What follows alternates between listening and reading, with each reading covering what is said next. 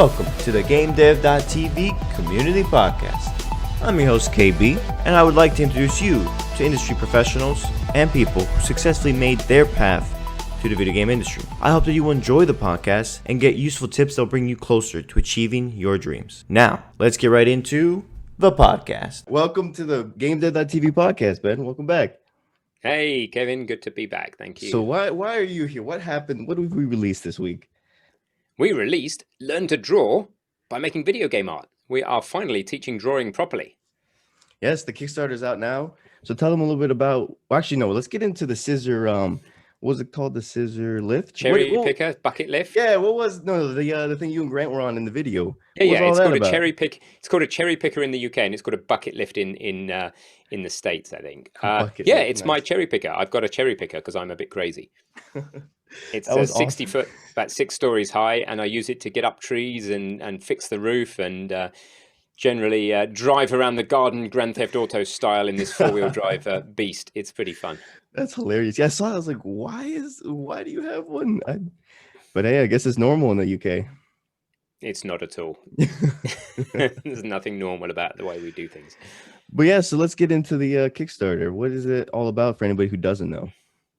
Well, we just need to teach people to draw, basically. So if you're trying to be an indie, then you need to be a drawer, in my opinion. By indie, I mean, you do everything yourself. Somewhere in there, you're going to need to draw, whether it's concept art to get your idea across, whether it's actual art for like bone-based animation or like hinge joint animation for a simple 2D game, whether it's menu systems, whether it's getting your ideas across, whatever. I think we need to learn to draw. And it's the big missing part of what we do. We learn to code, we learn to do 3D modeling. We can't do drawing. So we finally found a partner, Grant Abbott, and it's time to teach the world to draw. So it's for 2 people. It's for indies who want to learn to draw, but it's also for anybody who wants to learn to draw the fun way by learning to draw video game art. We're just using video game art as the fun medium to use.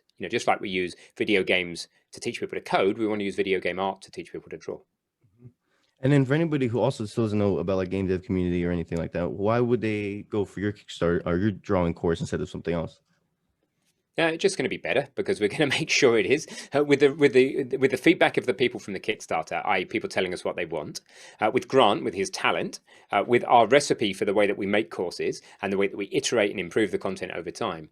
The course should simply just get you drawing quicker and get you drawing better. Sounds awesome. Now, for any beginner-focused students, how would you ensure that they feel like they can actually do this course and get the stuff they need out of it? So one of the first things I did is just, I really can't draw. So I started with Grant saying, Grant, if you can teach these other people to draw, then you can teach me to draw and I'm hopeless. So I worked with Grant to go through the early difficulties as a complete beginner. And that's it. I've been through it personally in the design of the course. And if he can get me to draw, he can get anybody to draw. Yeah. So I want to see one of your drawings one of these days and see how bad you say you are. Because I'm pretty sure you're not that bad.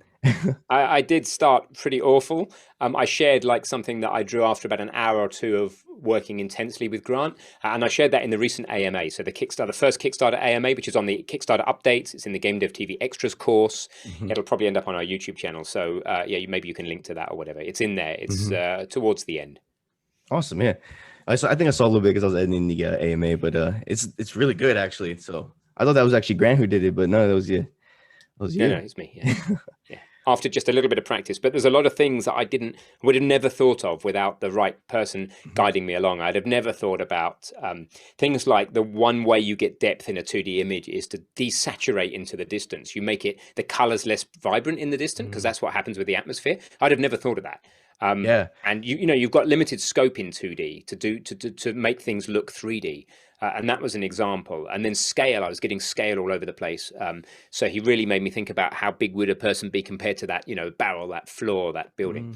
And then the other major thing I think I remember learning was, so I did scale, desaturation, and there was another major aha, and I can't remember what it was. And some of the basics I already had, which is that I could already control a pen quite well. And apparently a lot of people can't even do that when they're trying to learn to draw. If you ask them to draw a straight line or a circle or whatever, they're moving their arm from the wrong position and they can't even control the pen right. So that's where we're going to start, is like, start with stroke. Start with, can you even get the pen to do what you want it to? No, yeah, that's a big one. Kind of important. Yeah. And then is that just with the pen, like the physical pen, or is that like a digital pen where you have to do the touchpad? It drawing should pad. be roughly the same thing, to be honest, because Hmm. the physical pen is the digital pen is trying to replicate the physical pen. So I guess I do know there's like a it's very disconnect similar.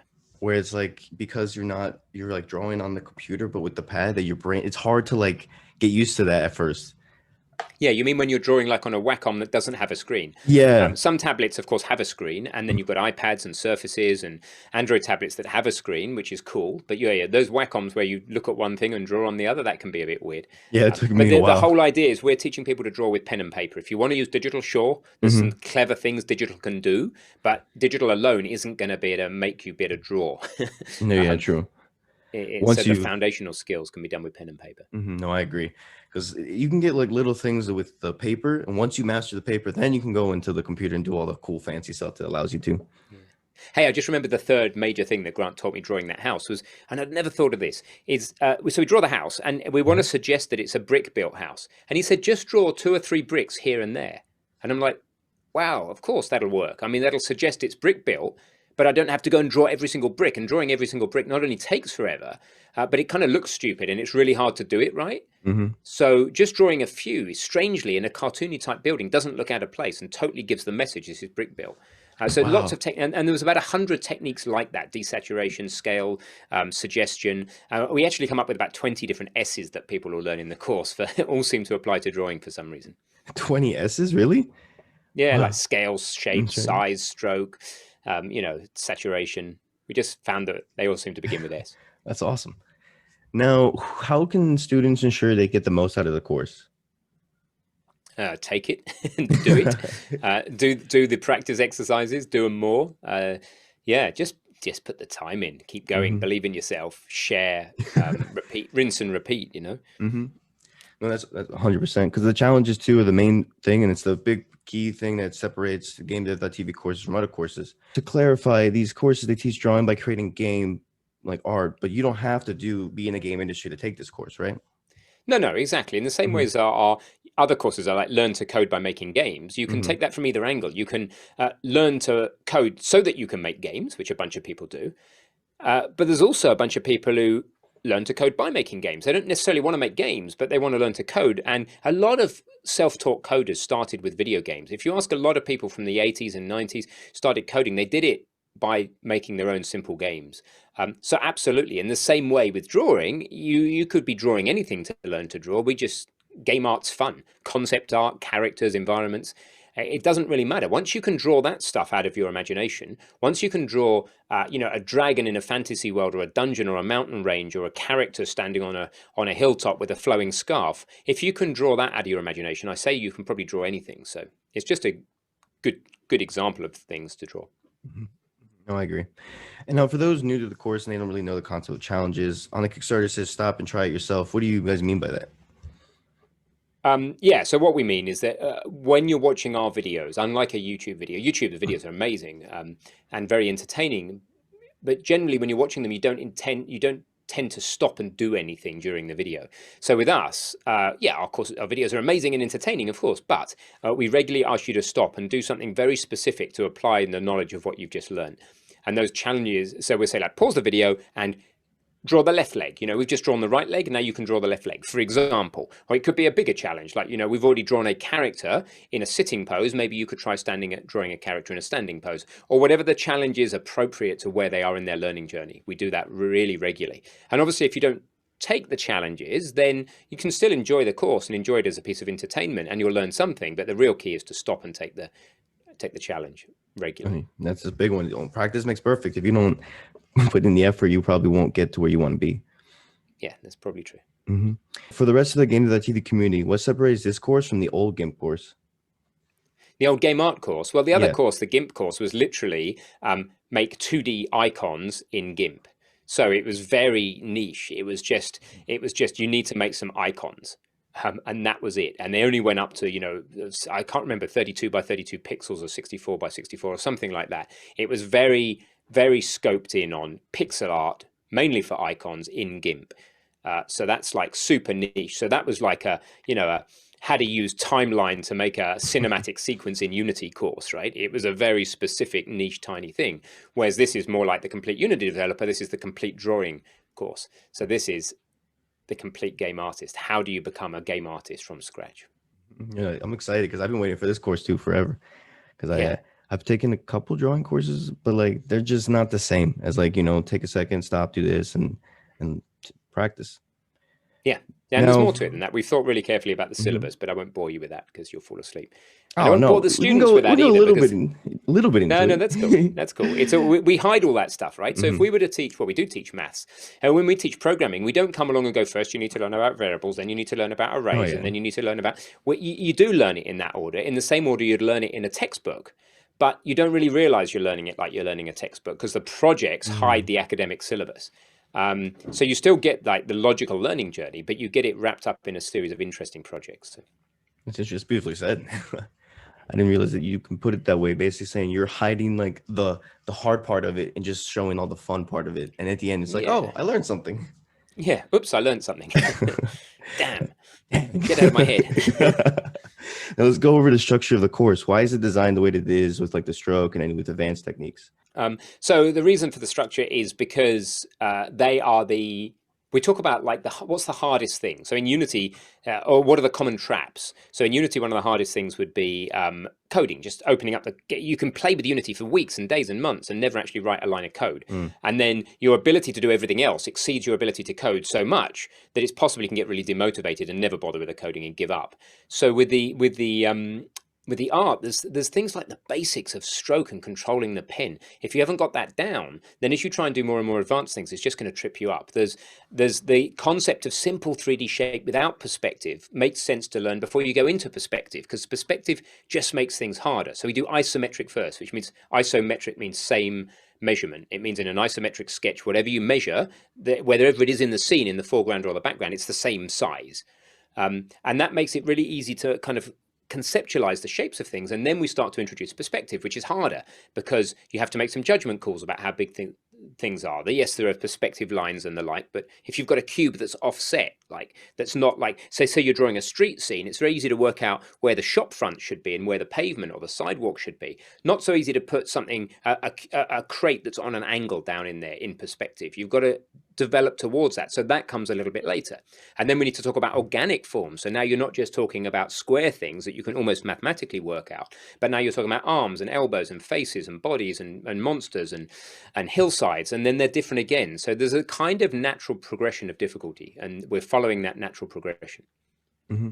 And then what would you say for anybody who gets like stuck or has a hard time grasping the concepts?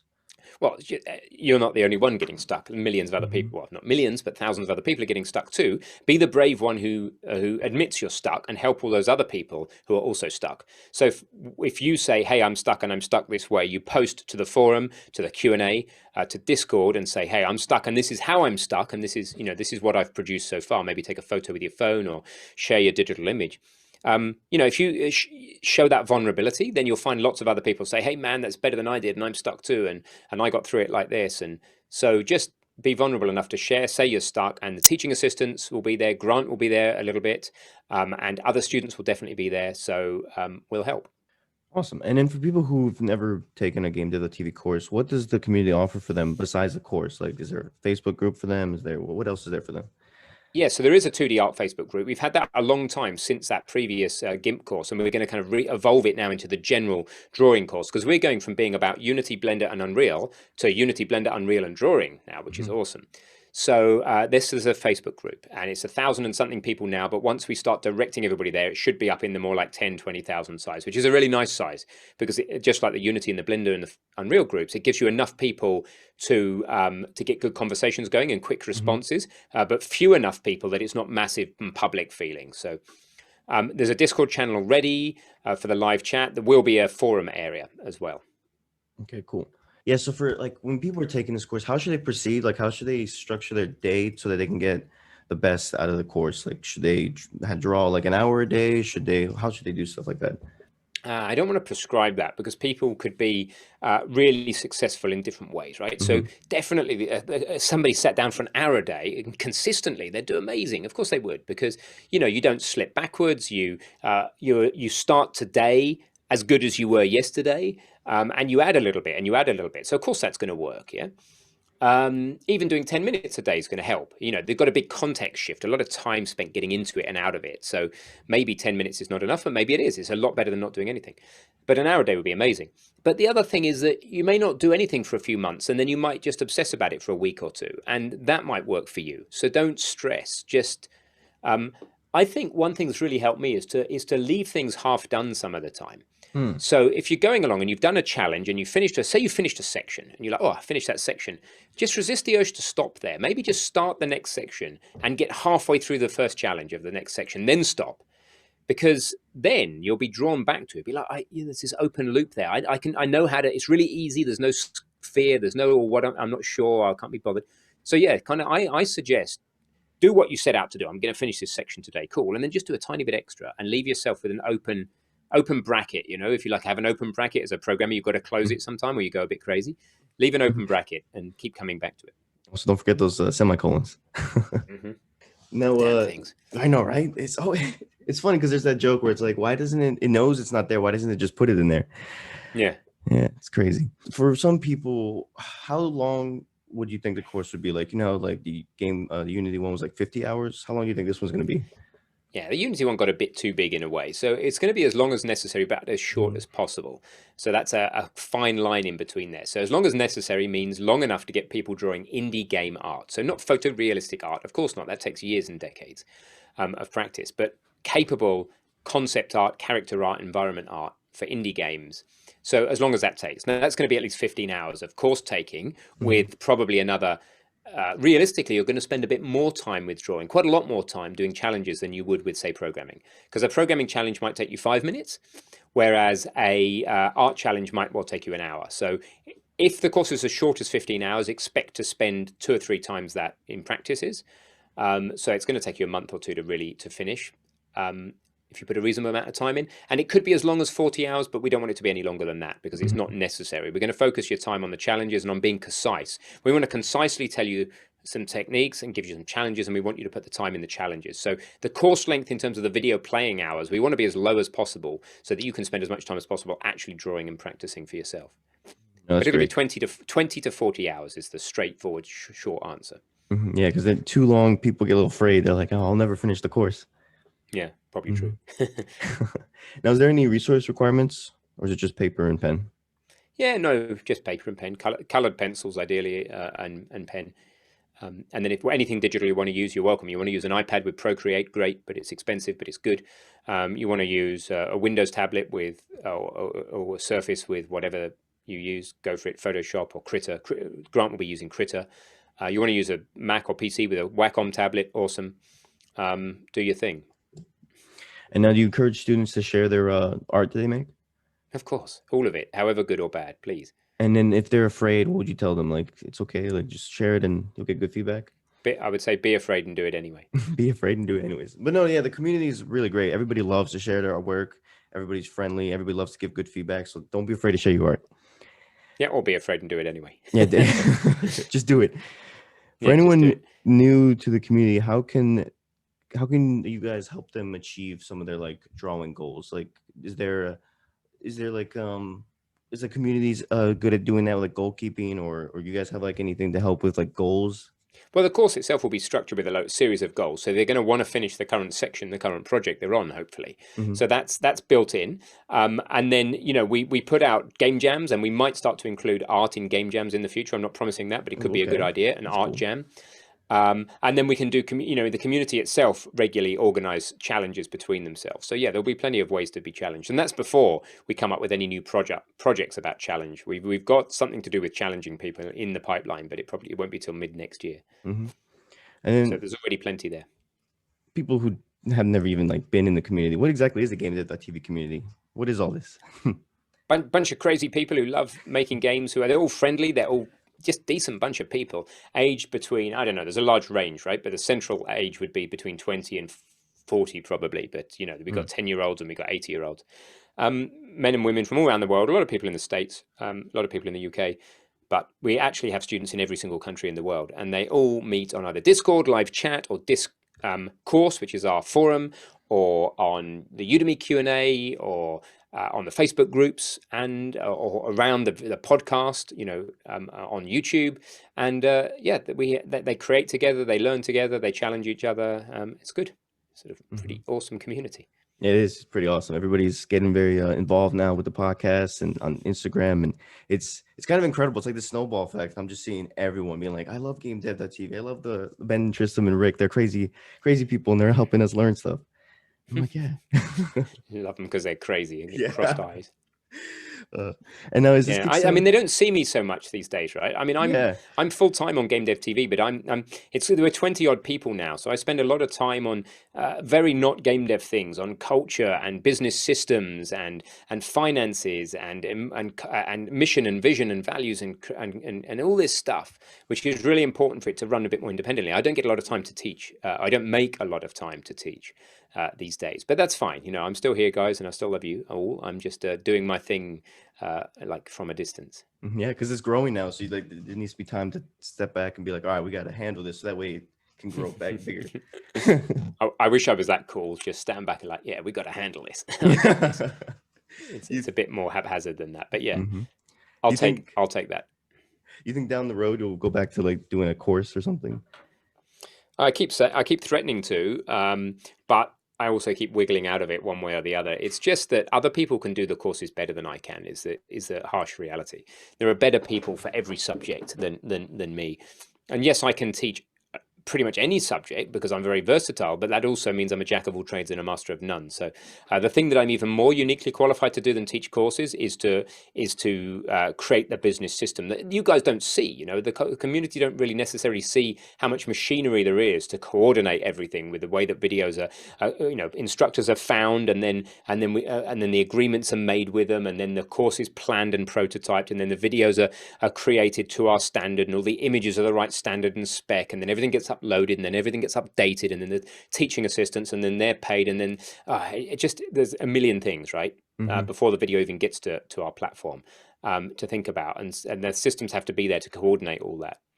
So that's my job. Same thing with like the podcast. Like there's a lot of things behind the scenes for me to even get people on and questions and all that stuff. And it's amazing what you've done with the podcast. Oh yeah, thank you. Appreciate it. Yeah, it's been great though. I've been meeting a lot of cool people, CEOs to drawers to programmers, and just sharing their story. Nice. Is the Kickstarter for Udemy, Teachable, or both?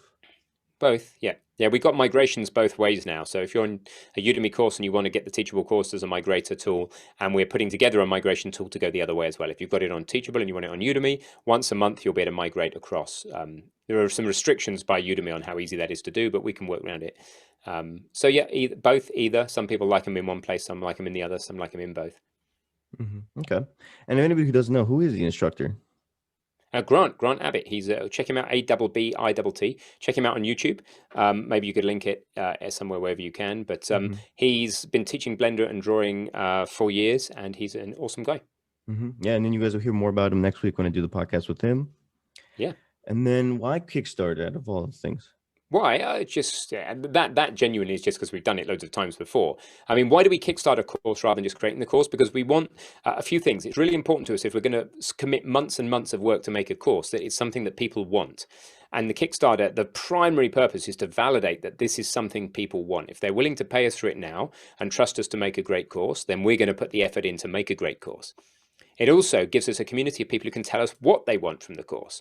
So, they tell us that they want the course, and then they tell us what they want in the course, particularly when we get to the stretch goal phase. So they're the two fundamental reasons. It also gives us the funds to for the instructor to be able to spend those weeks and months it takes to make the course pre-revenue, because, you don't get any revenue from the course until you've made a few hours of it and got it out there selling. So it basically just makes it possible. Okay. And then when will the first few lectures come out?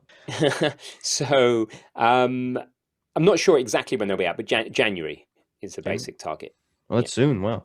The first lecture should be out in January. Ooh, can't wait. No pressure, Grant, if you're listening. Grant, you got this. Is it going to be like all the sections like all at once, or is it going to be slowly like video over time? Oh no, drip fed as always. So that if there's any issues that we haven't anticipated with the course, people will tell us and we'll fix everything. We never dump a complete course. On Udemy, the courses these days tend to land pretty complete, but on our site they tend to land, and you tend to be able to experience them as they come out. which gives you an opportunity to give feedback and to get the content as early as possible. And for people who don't know, what is the difference between Teachable and Udemy? Not a lot. You take your videos and you enjoy it. So Udemy, if you want all of your online courses in one place, you can have them all on Udemy. And then you've got our courses and other people's. If you want all your GameDev.tv courses in one place, then Teachable's the place to be. Teachable, I mean, we use the word Teachable. We might change the platform behind the scenes. Really, it's just the GameDev.tv website. Okay. They have very, very similar feature set. There's nothing that Udemy can do that our site can't, I believe. There's a few things we do that Udemy isn't necessarily as good at the moment. Like, well, we have a dark theme. If you prefer dark theme, that's the biggest difference rather than a light theme. It's the best theme. Yeah, you've got the discussions. If you prefer using our forum for discussions rather than the Udemy Q&A, then our discussions are built in below the videos. They're integrated into our forum. Then you've got 1080p streaming on everything, which is guaranteed on our site. But either way, we don't mind whether you take it on Udemy or Teachable, wherever you prefer, or both. And then there's been a little icon on the bottom right of the GameDev.tv website, like the support. What is that? So we're trialing live chat support at the moment, that means that somebody is there, not 24 hours a day, but as much as possible, to answer questions. Yeah, so it's live chat because we figured that in this day and age, it would be good for the moment, it's only for potential customers rather than for existing customers. Of course, that includes existing customers who are on the verge of buying a new course, but it's all on our sales pages rather than on our course taking pages. We would like to be able to afford to roll out live chat across the board. We're not sure we're going to be able to do that on the current financial model. You can't buy a course for $10 and have support, including live support from staff forever for one flat fee. We haven't found a way of doing that yet. But that's what we're doing. We're trialing it from a sales point of view, and we'd love to include it further in the business if it's successful. Yeah, I think it's going to be great. For people who may be a little cautious, what are the risks in funding a Kickstarter? Or putting money into one? Well, with us, it is actually genuinely pretty low because we're a team of people rather than just one person. Even if somebody literally gets hit by a bus, we'll get the course done one way or the other. We've done it before. This is our 7th Kickstarter. So with us, there's not a huge risk. The reward is pretty high, which is that you get to make this thing happen and make a course that's out there. That's one of the best ways of teaching people to learn to draw. But in general, when backing a Kickstarter, well, one risk is it doesn't fund. If it doesn't fund, though, you don't pay anything. You're just pledging to pay if it funds. If the total pledges exceed the goal, which in this case is 25,000, then your money gets taken, and we have to make the course. But if it doesn't fund, your money doesn't get taken. So there's no risk there. There's not really a lot of risk. The risk is that the course funds and then we don't make it. But that's never happened before, and I don't see any reason we're going to start doing that now. No, Once exactly. we've had thousands of people ask us to make a course, we're going to make the course. Mm-hmm. We may be a little bit late. You have to excuse that. But Elon Musk's late on everything, so we can be too. Yeah, right. He'll get to Mars eventually. Yeah, unfortunately, it kind of it's only every however many years, 12 or whatever it is, that it's actually close enough to Earth to sensibly get to. So at least we don't have that. Yeah, right. At least the course will come out eventually. It should be sooner than the 12 years. Yeah, no, it'll be shipping early next year. What are the different tiers? So the most basic tier is naming the credits, which is if you don't really want the course, but you do want to be down in history as somebody who supported this as an idea, as a way of learning to draw, then £3 naming credits. Price may vary in your local currency. The general one is the full course access. It gets you the course starting in January. Then there's a draw with a friend, which is, hey, I'd like this, but I'd like to kind of learn with a friend. And you could synchronize your learning with a friend. That gets you a second course cheaper. And then we start to add in the other grant courses, the courses that grant features in heavily, such as the Blender course and the character course. Then the back catalogue, that's for people who want all our past courses. And then there's a lifetime membership. Remember, we only ever offer lifetime membership, or historically, we've only ever offered lifetime membership during Kickstarter. So this is your opportunity to get access to the Lifetime Membership Lounge, to get access to all our previous Kickstarters, and to get access to all our future courses as well. And then there's a corporate sponsorship. So if you're listening out there, guys, we've already got one corporate sponsor. That's awesome. We need to go and thank them. I didn't realize we had. So we need to find out who our corporate sponsor is and thank them. But yes, if you want to advertise your company inside the course, not like cheesy adverts all through the course, but there would be one dedicated video somewhere easy to find in the course where you can say, hey, we're looking for people who can draw, 3D artists, 2D artists in this case. This is what it's like at our company. If you want that in the course, in there forever, and going out to hundreds of thousands of people over the coming years, let us know. I'll back it at the corporate sponsor level. Okay, cool. And is there any type of portfolio lecture, where people can learn how to put their art somewhere and get it out to the world? to possible employers? Not at the moment. That's probably going to be a stretch goal. But to be honest, putting a portfolio together is not difficult, right? In its simplest form, you print it out, or you take it on paper, or you just stick it online somewhere. So I don't think we need to give too much advice. It's more a question of what's the quality of the work in the portfolio.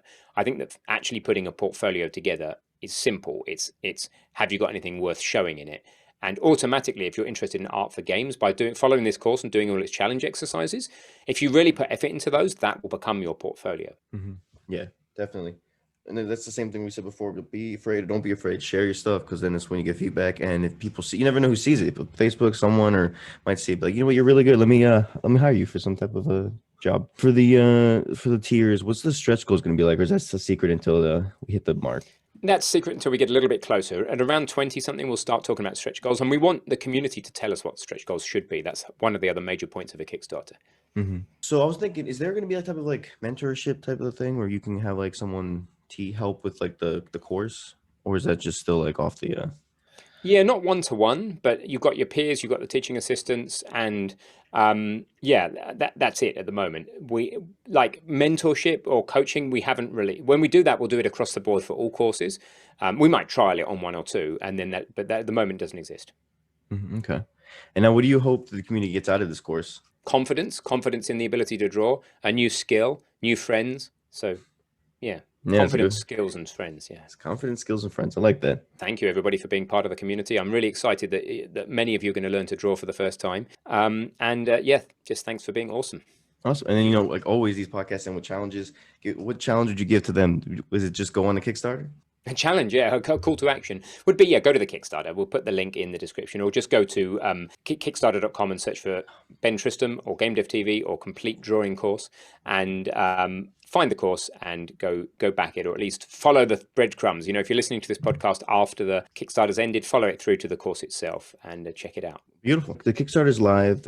Anything else that's important they need to know? Any links? No, it was supposed to be 10th of November to 10th of December, but I published it 4 days early by mistake. I hit a big green button that said go, and funnily enough, it went, even though I had a scheduled start date in there. It was kind of weird, actually, because they have this like start and end date, and I had those set, and then I hit go, and then it started straight away. I'm like, well, why did you ask me a start date? But anyway, it's past the 10th now. That's cool. It's past. It's like 60% funded, 50-something% funded as we speak. So 10th of December is when it finishes, and then the course will be in production after that, and it'll be available for pre-purchase at a higher price than the Kickstarter after the Kickstarter. Well, that's it. Thanks for listening. You can find all GameDev.tv courses at courses.GameDev.tv/courses, or in the show notes with a 10% discount. Get started with your game development journey today.